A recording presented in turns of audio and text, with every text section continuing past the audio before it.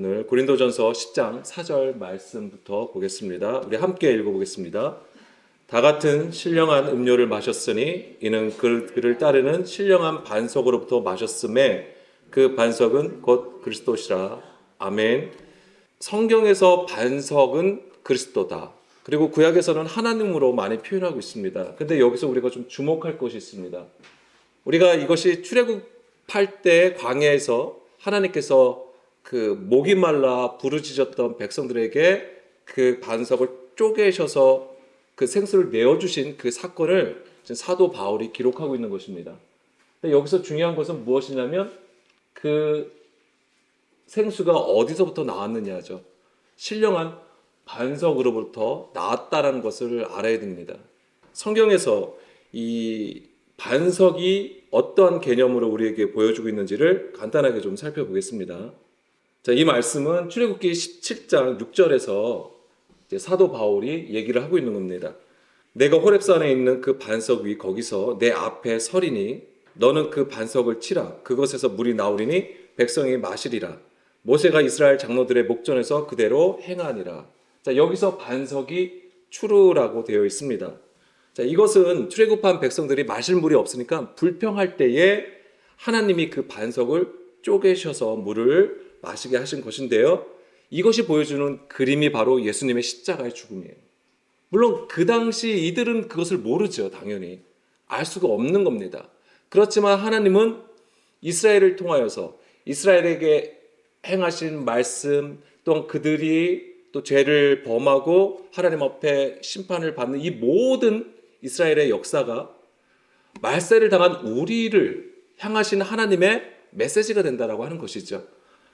이것이 바로 예수님의 십자가의 죽음을 보여주는 그림이 되는 것인데, 예수님이 십자가에서 물과 피를 이제 쏟으셔서 우리를 죄로부터 구원해 주신 거잖아요. 바로 그렇기 때문에 이것은 그들이 어떤 불평 불만을 하나님께서 잠재우시기 위해서 그 당시에 이들이 불평할 때 옆에 반석이 있었고 그 반석을 이용해서 뭐 어떤 하나님의 그런 퍼포먼스를 보여주는 게 아니라고 하는 거예요. 이거는 처음부터 하나님께서 십자가를 보여주신 그림이 되는 것입니다. 자, 신명기 32장 3절에서 4절 말씀이에요. 자, 성경에서는 하나님을 반석으로 표현하고 있습니다. 내가 여호와의 이름을 전파하리니 너희는 우리 하나님께 위엄을 돌릴지어다. 그는 반석이시니 그가 하신 일이 완전하고 그의 모든 길이 정의롭고 진실하고 거짓이 없다라고 되어 있습니다. 그러면서 공의로우시고 바르시다라고 되어 있는 것이죠. 우리가 하나님을 믿는 이유 중에 또 하나이기도 합니다. 이게 하나님은 공정하시고 바르시고 정직하시고 거짓이 없으시다고 하는 것이죠. 그렇기 때문에 변함이 없다라고 하는 거예요. 언제나 변하지 아니하시고 영원하신 그 하나님을 우리가 바라본다라고 하는 것이죠. 하나님께서 만약에 하나님의 뜻이나 하나님의 마음이 그 세대별로 그 시대마다 바뀐다면은 우리가 하나님을 전적으로 신뢰할 수 없는 것이죠. 자, 하나님은 반석이다. 또한 아까 고린도전서 10장에서는 그리스도는 반석이라고 했습니다. 이렇게 했을 때 우리가 처음 받는 이미지가 바로 그거죠. 변하지 않고 영원하신 하나님이라고 하는 겁니다. 그렇지만 성경에서 반석은요, 유일하신 하나님을 나타내는 것이고요. 여기서 중요한 개념이에요. 유일하신 하나님. 그리고 그 하나님의 구원이라고 하는 것입니다. 이 반석은 우리에게 그것을 얘기해 줍니다. 자, 시편 18편 2절 말씀을 보겠습니다. 다윗의 시편이 되는데요. 여호와는 나의 반석이시요 나의 요새시요 나의 건지시는 이시요 나의 하나님이시요 내가 그 안에 피할 나의 바위시요 나의 방패시요 나의 구원의 뿌리시요 나의 산성이시다라고 고백을 하고 있습니다. 이 시편 18편은 어떤 것을 지금 다윗이 얘기를 하고 있습니까? 사울과 원수들로부터 핍박을 받고 있잖아요. 그 핍박으로부터 구원해 주시는 하나님을 지금 얘기하고 있는 거예요. 그러니까 지금 반석, 요새, 그 다음에 나의 바위, 구원의 뿔, 방패, 산성 이런 것들이 다 그거와 관련되어 있다고 하는 것입니다. 그래서 좀 밑에 볼까요? 3절, 4절 말씀에 보면은 원수들을 무엇으로 표현하고 있냐면 사망의 줄, 불의의 창수, 수월의 줄, 사망의 올무. 그 원수들로부터 지금 자기가 당한 상황이 지금 이렇다라고 하는 거예요. 이런 상황에서 지금 하나님께서 자신을 보호해주고 있다, 구원해주고 있다라고 찬양하고 있는 것입니다. 그래서 성경에서 이 반석은 구원을 얘기하는 것입니다. 물론 우리가 일반적으로 좀 알고 있는 내용이기도 합니다. 그런데 중요한 것은 이 반석을 우리가 봤을 때는 어떤 견고하고 흔들림이 없고, 그렇죠? 뭔가 거대한 거잖아요. 뭔가 나를 보호해주고 지켜줄 것 같은 그런 이미지를 갖고 있습니다만, 중요한 영적 의미는 그것이 쪼개진 반석이어야 된다고 하는 거예요. 이게 중요한 거예요. 그러니까 물리적으로 볼 때, 우리가 일반적으로 볼 때는 거대한 반석, 바위이지만은 영적인 것으로는 쪼개진 바위여야 된다고 하는 거예요. 반석이 쪼개진 반석이어야 되는 것입니다. 그래서 고린도전서 12장 13절 말씀에서 우리가 유대인이나 헬라인이나 종이나 자유인이나 다 한 성령으로 세례를 받아 한 몸이 되었고 또한 다 한 성령을 마시게 하셨느니라. 이게 바로 이제 예수님의 죽음. 그래서 예수님께서 죽으시고 부활하시고 승천하셔서 우리에게 보내주신 것이 바로 진리의 영이라고 하는 것이죠. 근데 그 우리가 흔히 말하는 성령을 받는다고 하는 개념인데 지금 여기서는 한 성령을 마신다라는 개념을 썼단 말이에요. 이것은 사도 요한이 뭘 염려해 둔 거냐면 그 반석에서 나온 신령한 음료, 그 생수를 먹는 것과 관련해서 우리에게 이야기해주고 있는 것입니다. 여기서 한 성령이 헤이스 푸뉴마라고 되어 있습니다. 이 한 성령으로 마신다고 하는 것은 결국 뭐냐면 주의 음성을 듣는 거예요. 주의 음성을 듣고 그 가르침을 받는 것을 얘기하는 것입니다. 그래서 출애굽한 이스라엘 백성들이 물을 달라 했을 때 하나님께서 생수를 주셨잖아요. 그때 하신 것이 무엇이었냐면 내가 이들을 시험한다라고 하는 내용이에요. 그들을 만나를 주신 것도 생수를 주신 것도 내가 그들을 낮추시게 하는 것과 더불어서 그들을 항상 시험한다라고 하는 부분이죠. 그래서 그 가르침을 주시는 것이고 또한 그 가르침은 반드시 우리 안에 훈계와 책망이 있게 되는 것입니다. 이것이 바로 생수에서 나오는 반석에서 나오는 생수인 것이죠. 그래서 예수님이 십자가에서 죽으셔서 우리 안에서 이루신 일이 무엇입니까? 그것이 로마서 8장 1절에서 3절 말씀으로 보겠습니다. 물론 우리가 여러 군데 좀 찾을 수 있지만은 로마서 8장을 보게 되면은 예수 안에 있는 자, 그리스도 예수 안에 있는 자에게는 결국 정죄함이 없나니 이는 그리스도 예수 안에 있는 생명과 성령의 법이 죄와 사망의 법에서 너를 해방하였다라고 하는 것인데요. 자, 반석에서 나오는 물은요, 그리스도 안에 있는 그 생명과 그 영의 법이라고 할 수 있는 거예요.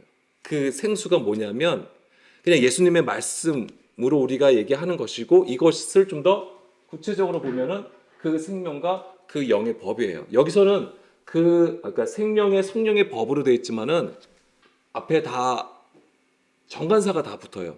그 생명의 그 영의 법이에요. 그러니까 여기는 사실 성령이라고 되어 있지만 그 영과 그러니까 성령은 좀 구분되어 있습니다. 그러니까 같은 건데 여기서 구분되어 있어요.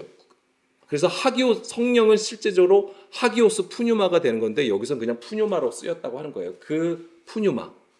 그러니까 그 영과 그 생명의 법을 세우시게 되는 것이죠. 이것이 바로 예수님이 십자가에서 흘리신 그 어린 양의 피로 이루신 일이 되는 거예요.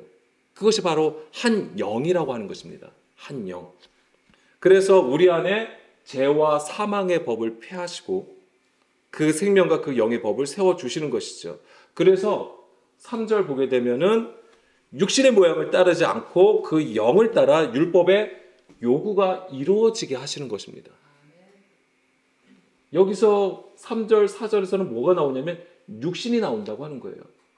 그래서 이제 우리가 더 이상 그 육신의 죄, 육신의 올무에서 떠나서 이제 벗어나서 이제 그 영을 따라 행하게 하는 것이죠. 이것이 바로 예수님께서 십자가를 통해서 이루신 일이고 이것이 바로 율법의 요구를 이루신다라고 하는 것입니다. 그래서 진정한 그리스도의 사람으로 거듭나게 하는 것이죠. 그것이 이제 9절이에요. 이제 5절, 6절 계속 쭉 보겠지만 이제 9절 보게 되면 만일 너희 속에 하나님의 영이 거하시면 너희가 육신에 있지 아니하고 영이 있나니 누구든지 그리스도의 영이 없으면 그리스도의 사람이 아니라. 그러니까 그리스도의 영이 있어야지만이 비로소 그리스도의 사람으로 되는 것이고 그런 자가 하나님의 아들로 서게 되는 거예요. 하나님의 아들은 하나님의 영을 따르게 되어 있는 것이죠. 10절, 11절. 예. 또 그리스도께서 너희 안에 계시면 몸은 죄로 말미암아 죽은 것이나 영은 의로 말미암아 살아 있는 것이니라. 자, 영은 의로 말미암아 살아 있다는 것은 이 의가 뭐냐 이거죠. 예수님을 우리 안에 모시고 있는 것을 얘기하는 거예요. 우리가 뭔가 거듭나고 뭔가 변화를 받아서 선해진 것 이것을 얘기하는 게 아니에요. 물론 그것이 따라오게 되어 있습니다만은 가장 무엇을 우리에게 얘기해 준 거냐면 우리 안에 하나님의 영, 그리스도의 영을 모시고 있는 상태를 얘기하는 거예요. 그 그리스도가 의가 되는 거예요. 성경은 그리스도가 의라고 얘기를 합니다. 11절 예수를 죽은 자 가운데서 살리신 이의 영이 너희 안에 거하시면 그리스도 예수를 죽은 자 가운데서 살리신 이가 너희 안에 거하시는 그의 영으로 말미암아 너희 죽을 몸도 살리시리라. 아멘. 이것이 바로 이 땅에서 경험되는 부활의 모습이에요. 이게. 우리가 이 땅에서 어떻게 부활로 살아갈 수 있는 거예요? 부활의 존재가 어떻게 되겠냐고요? 피부가 갑자기 하얘지면 그런가요? 아니에요. 하얀 옷을 입으면 우리가 그렇게 되는 거예요? 아니에요. 그리스도를 우리 안에 모시고 있어야지만이 부활의 존재로 주의 뜻대로 우리가 살아갈 수 있는 것이죠. 그것이 이제 하나님의 아들이 되는 것이고 그래서 13절, 14절 너희가 육신대로 살면 반드시 죽을 것이로되 영으로서 몸의 행실을 죽이면 살리니 무릇 하나님의 영으로 인도함을 받는 사람은 곧 하나님의 아들이라. 아멘. 이 하나님의 영의 인도함을 받는 자가 교회예요. 하나님의 영이 거하시는 교회로 세워졌다는 것을 말하는 것이고 그렇기 때문에 요한복음 6장 63절 말씀에 보게 되면 여기서 계속 하나님의 영을 얘기하는데 이 하나님의 영이 곧 우리 안에 그리스도의 말씀을 가지고 있는 상태를 얘기하는 것이죠. 살리는 것은 영이니 육은 무익하니라. 내가 너에게 이른 말이 영이요 생명이다. 예수님께서 하신 말씀이 영이고 생명이라고 하는 것입니다. 그래서 이 6장에서 무엇을 말씀을 하시는 거예요? 이제는 이 앞에서는 이제 오병이어에 대해서 말씀을 사건을 보여주시고 그 다음에 6장에서는 54절부터 보겠습니다. 54절부터 보게 되면 내 살을 먹고 내 피를 마시는 자는 영생을 가졌고 마지막 날에 내가 그를 다시 살리리니 내 살은 참된 양식이요 내 피는 참된 음료로다. 내 살을 먹고 내 피를 마시는 자는 내 안에 거하고 나도 너희 안에 거하나니 살아계신 아버지께서 나를 보내심에 이것이 하나님의 사랑이라고 말씀을 드렸습니다. 하나님의 사랑은 그리스도를 우리 가운데 보내주신 것인데 내가 아버지로 말미암아 사는 것 같이 나를 먹는 그 사람도 나로 말미암아 살리라. 이게 얼마나 큰 축복이에요. 그러니까 우리가 단순하게 예수님을 아는 것 그 수준에 머무시면 안 되는 거예요. 그냥 우리가 예수님을 믿으면 구원을 받지. 이것도 맞는 겁니다. 틀린 게 아니죠. 그렇지만 그 수준에서 그 표면적인 수준에서 좀 더 깊게 또 우리가 가지고 있는 그 수준을 넘어서 반드시 그 영의 가르침을 받아야 되는 것입니다. 이런 것들이 굉장히 사실은 우리는 되게 그러니까 감정적으로 또는 굉장히 감상적으로 우리가 읽고 있는 부분이지만은 굉장히 어렵고 또한 우리 안에서 이것이 일어나기 위해서는 엄청난 고난들이 반드시 있게 하는 말씀이 되는 겁니다. 자, 우리를 살리는 것은 영인데요. 이 예수님의 말씀을 듣는 것, 그것이 우리가 사는 바로 유일한 방법이라고 하는 거예요. 그게 유일한 거예요, 이게. 그것을 바로 이 반석을 쳐서 물을 내심으로써 하나님께서 그 십자가를 보여주시는 것이고 우리는 반드시 그 반석으로부터 나오는 생수를 먹어야 되는 것입니다. 그것이 그 생수가 바로 영이고 그 말씀이에요. 우리는 그 반석 위에 반드시 집을 져야 돼요. 그러니까 아까 예, 말씀드렸죠. 그 반석은 물리적으로는 엄청난 견고한 반석이지만은 성경에서 우리에게 말하는 반석은 쪼개진 반석이라고 말씀을 드렸어요. 그 본질을 가지고 있어야 된다고 하는 거예요. 그러니까 십자가를 가지고 있는 거와 똑같습니다. 마태복음 7장 24절 반석의 집을 짓는 것인데요. 그러므로 누구든지 나의 이 말을 듣고 행하는 자는 그 집을 반석 위에 지은 지혜로운 사람 같다라고 했습니다. 이 반석의 집을 짓는다고 하는 개념이 바로 반석에서 나오는 생수를 마신다고 하는 거하고 같은 얘기예요. 그렇게 연결해서 이해하시면 좋겠습니다. 그래야지만이 그 영, 그 말씀을 듣고 주의 뜻을 따르게 되는 것이죠. 그게 지혜로운 자인 것이고, 이것이 바로 하나님의 영이 거하시는 진정한 처소로 세워지는 거예요. 이게 진정한 하나님이 원하시는 교회의 모습이 되는 거예요. 그 반석 위에 세워지는 거. 자, 출애굽기 33장 21절 말씀을 좀 보겠습니다. 여기서도 이제 반석이 나오는데요. 여호와께서 또 이르시기를 보라 내 곁에 한 장소가 있으니 너는 그 반석 위에 서라. 내 영광이 지나갈 때에 내가 너를 반석 틈에 두고 내가 지나도록 내 손으로 너를 덮었다가 33절까지 보겠습니다. 손을 거두리니 내가 내 등을 볼 것이요 얼굴은 보지 못하리라. 아멘. 이게 지금 어떤 상황이죠? 지금 모세가 하나님의 영광을 보여달라고 얘기를 합니다. 그런데 하나님이 뭐라고 하시죠? 나를 보는 자는 죽는다고 하셨어요. 내가 내 얼굴을 보지 못하리니 나를 보고 살 자가 없다라고 말씀을 하시고요. 그러면서 여호와께서 말씀하신 게 21절이죠. 내 곁에 한 장소가 있으니 너는 그 반석 위에 서라. 그럼 여기서 내 곁에 한 장소가 뭐라고 하는 것이죠? 반석이라고 하는 거예요. 그 반석 위에 서라고 하는 것인데, 그래서 이 내 곁에라고 돼 있잖아요. 내 곁에 한 장소. 여기서 내 곁에는 그러니까 가까움이라는 뜻을 가지고 있어요.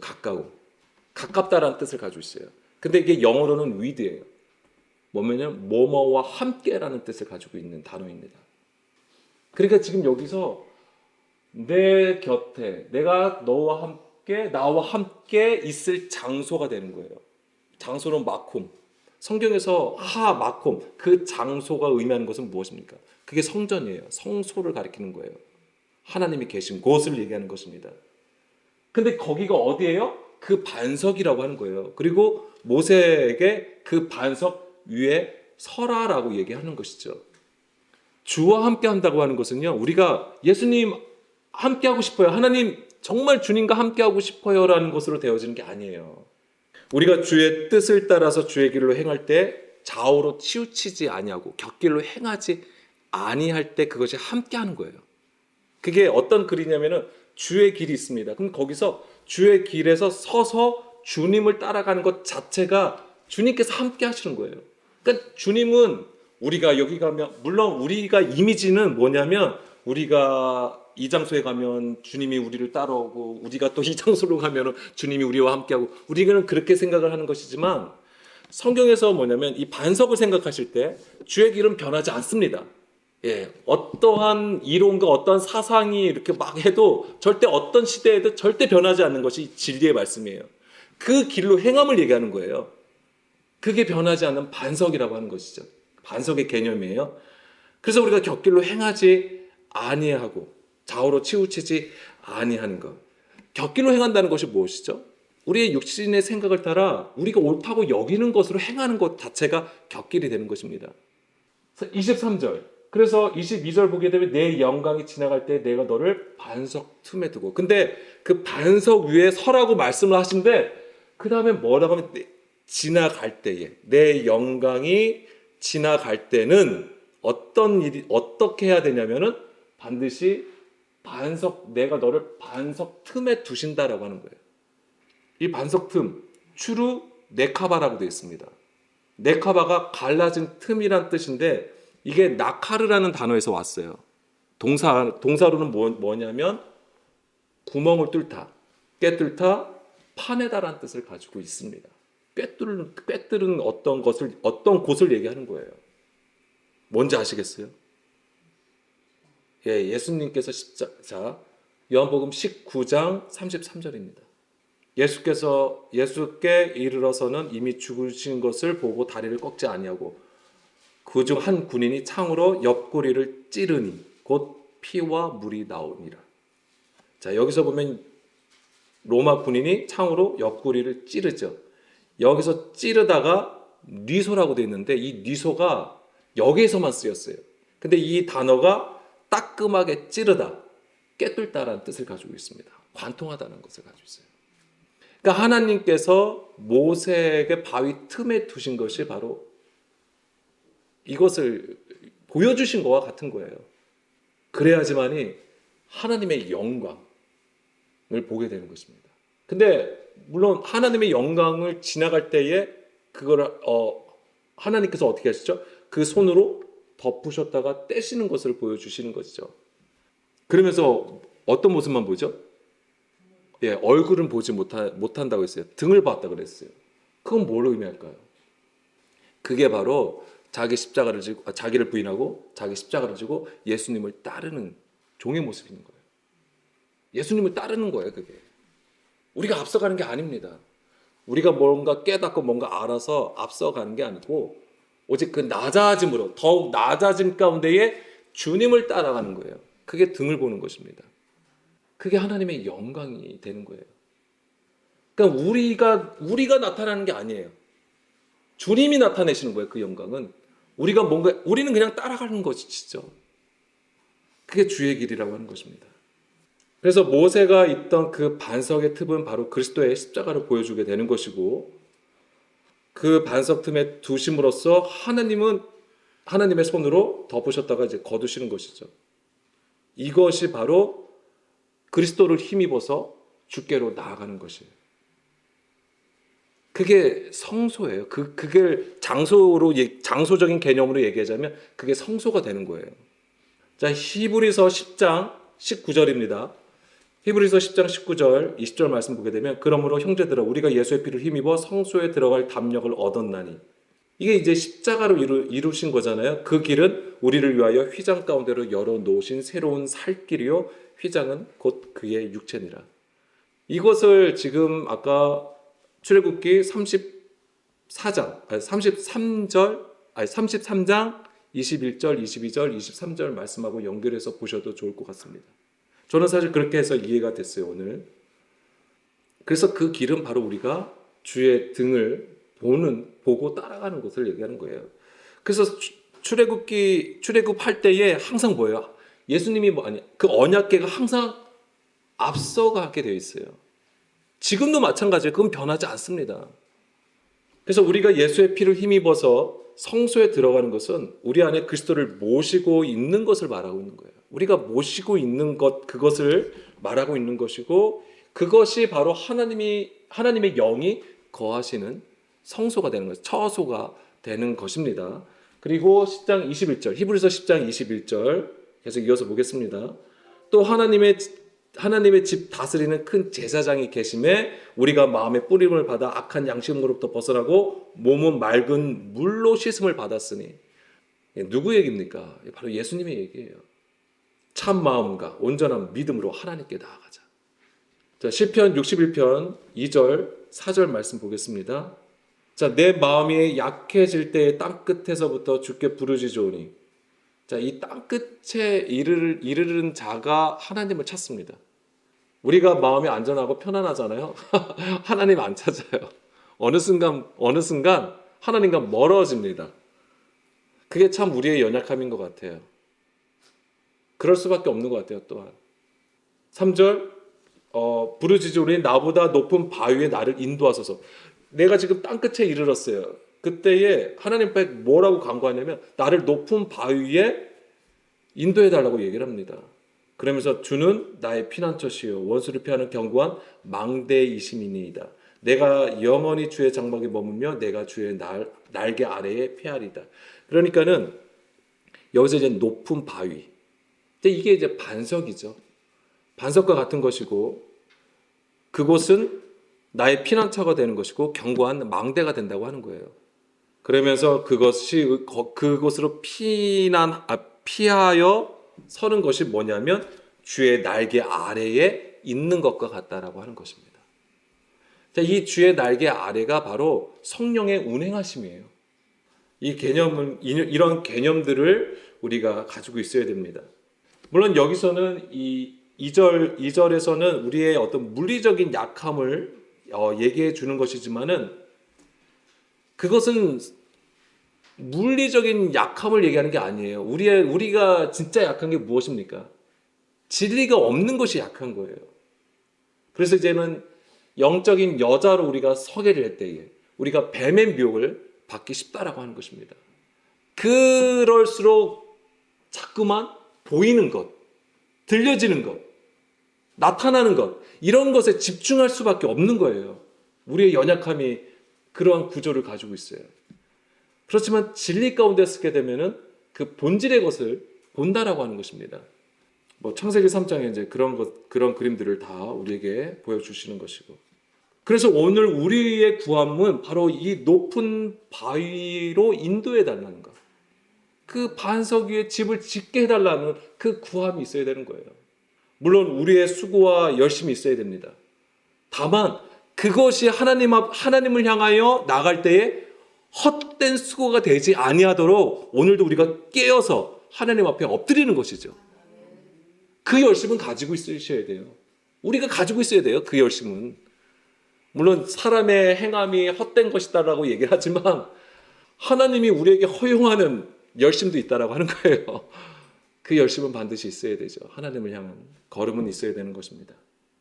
자, 시편 18편 31절. 여호와 외에 누가 하나님이며 우리 하나님 외에 누가 반석이냐. 자, 하나님 외에 다른 신이 없다.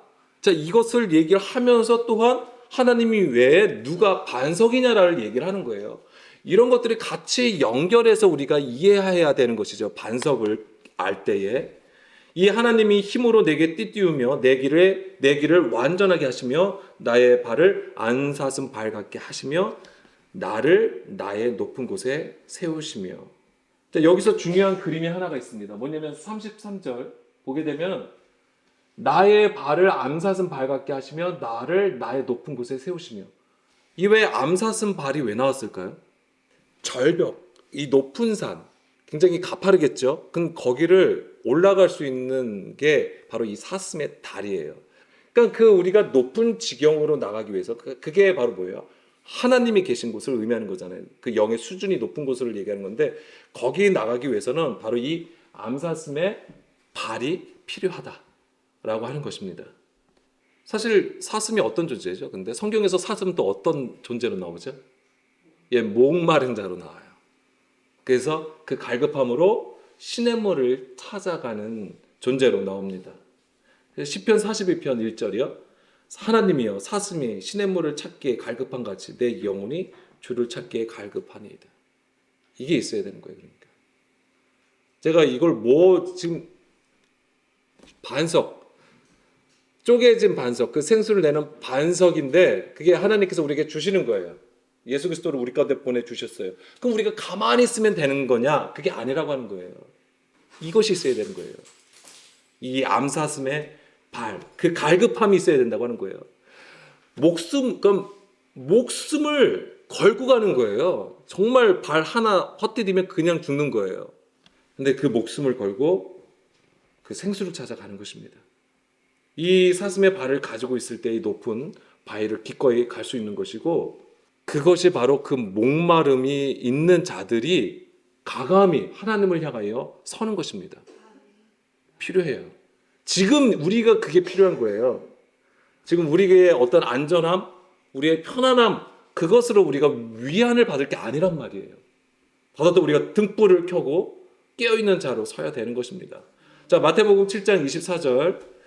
아까 읽었던 것이고요. 이거는 아까 했던 것이고. 자, 그러면서 여기서 뭐라고 했냐면 아까 나의 이 말을 듣고 행하는 자가 그 집을 반석 위에 지은 지혜로운 자라고 했잖아요. 바로 이 처소가 하나님의 영이 거하시는 처소라고 했고 또한 음부의 권세가 이기지 못하는 교회예요. 이 교회가. 그래서 항상 뭐예요? 생수의 공급을 받는 교회죠. 따지고 보면 절대 음부의 권세가 이기지 못해요. 마태복음 16장 18절 말씀이요. 내가 내게 이르노니 너는 베드로라. 자, 베드로에게 예수님이 하신 거잖아요. 내가 이 반석 위에 내 교회를 세우리니 음부의 권세가 이기지 못하리라. 그런데 베드로가 뭐라고 했습니까? 예수님이 물어봤잖아요. 사람들이 나를 뭐라 하느냐? 그럼 너희는 나를 뭐라 하느냐? 라고 했을 때 베드로가 뭐라고 고백합니까? 주는 그리스도시요 살아계신 하나님의 아들이다라고 고백을 하잖아요. 이게 그냥 하나님은 살아계신 하나님의 아들이에요. 예수님은 하나님이시죠. 그냥 이런 고백을 얘기하는 게 아니에요. 절대. 물론 우리가 기도할 때나 우리의 어떤 고백 가운데서는 이런 문장을 쓰겠지만은 이게 실제가 돼야 되는 거예요. 그 실제. 저는 이것을 아까 좀 전에 말씀드린 것처럼 그 반석에 지은 집인데 반드시 그 생수의 공급함을 받는 그 생수를 찾아가는 사슴의 발을 가진 자가 되어야지만 그 반석에 집을 짓는 것이 되는 거예요.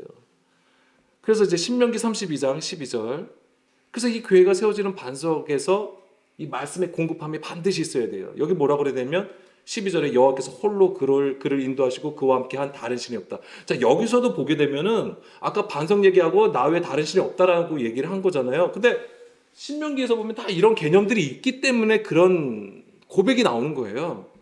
나와 함께 하는 다른 신이 없다. 이걸 얘기하시면서 13절에 여호와께서 그가 땅의 높은 곳을 타고 다니게 하시며 밭에 소산을 먹게 하시며 반석에서 꿀을 굳은 반석에서 기름을 빨게 하시며 반석에서 생수뿐만이 아니에요. 꿀도 나오게 하세요. 기름도 나오게 하세요. 근데 이게 다 무엇을 의미하는 거예요? 예, 말씀을 의미하는 거예요. 반드시 하나님이 거하시는 교회는 그리스도를 머리로 둔 교회는 반드시 이것이 있는 것입니다. 그래서 아까 처음에도 말씀드린 것처럼 물리적으로는 거대한 바위지만은 영적으로는 쪼개진 바위여야 된다. 이것을 말씀을 드린 거예요. 그래서 진리의 말씀을 공급받으려면 우리 안에 그 십자가의 본질, 그 십자가를 통한 구원의 메시지를 가지고 있어야 되고 그러한 영적 그림을 반드시 우리가 소유해야 되는 것입니다. 자, 마태복음 16장 24절 마치겠습니다. 우리 함께 기도하려고 하는데요. 이에 예수께서 제자들에게 이르시되 누구든지 나를 따라오려거든 자기를 부인하고 자기 십자가를 지고 나를 따를 것이니라. 아멘. 우리가 정말 많이 하는 고백이에요. 제가 기도할 때마다 이것은 빼놓지 않고 합니다. 이 말씀을 두고.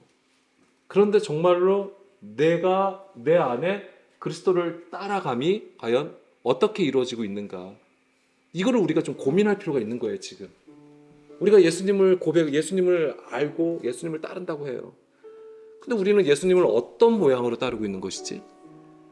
내가 흔히 우리가 예수님보다 앞서가 있는지. 자, 예수님보다 앞서가지는 않았다고 치자고요. 예수님을 따르고 있는데 우리는 예수님을 따르면서도 자꾸만 하나님의 얼굴을 보려고 하는 것이죠. 그래서 어떻게 되냐면 하나님과 하나님을 마주 보면서 이렇게 가려고 하는 거예요. 근데 아니에요. 우리는 등을 봐야 돼요. 그 등을 보고 따라가는 것 자체가 뭐가 되냐면 이게 주의 얼굴을 구하는 것입니다.